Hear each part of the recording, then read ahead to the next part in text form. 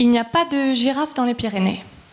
Oui, on le sait, les girafes ne sont présentes que dans certaines portions de l'Afrique. Sur une carte, je peux dessiner les contours de la présence des girafes. Je dessine alors leur distribution. À l'échelle du globe, si je dessine l'ensemble des distributions de toutes les espèces, cela forme comme un puzzle géant dont toutes les pièces pourraient se chevaucher et seraient uniques. Un des paramètres qui détermine la présence des espèces et donc les contours de ces pièces de puzzle, c'est la température. Or, avec le changement climatique actuel, les températures annuelles moyennes augmentent. Les distributions des espèces sont donc en train de se modifier et le puzzle est complètement bouleversé. Une solution pour que les espèces ne modifient pas leur distribution, c'est qu'elles s'adaptent au réchauffement. Pour prédire la redistribution du puzzle à la surface du globe, je dois donc connaître la capacité d'adaptation des espèces à la température. Des expériences en laboratoire nous montrent que les daphnies, de petits crustacés, sont capables de s'adapter à une augmentation de température de 4 degrés en quelques générations seulement. Il me faudrait donc reproduire cette expérience pour toutes les espèces du globe. C'est impossible, mais j'ai une solution. Au cours des derniers millions d'années, la température à la surface de la planète a varié.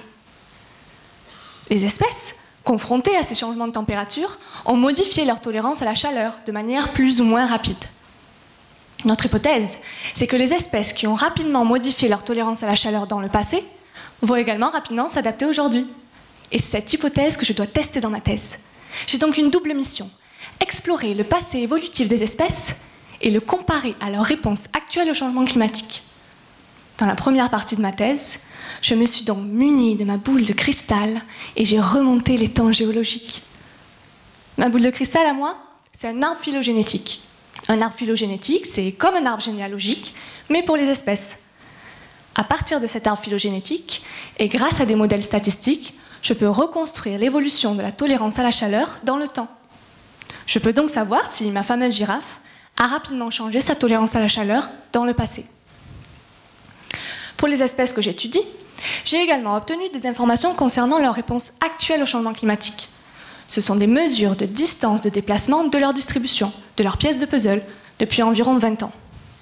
Je dois maintenant comparer le score évolutif passé des espèces avec la distance de déplacement de leurs pièces de puzzle.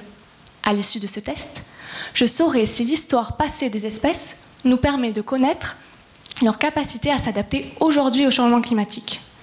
Je pourrais alors peut-être ressortir ma boule de cristal et prédire le futur puzzle des distributions des espèces à la surface du globe.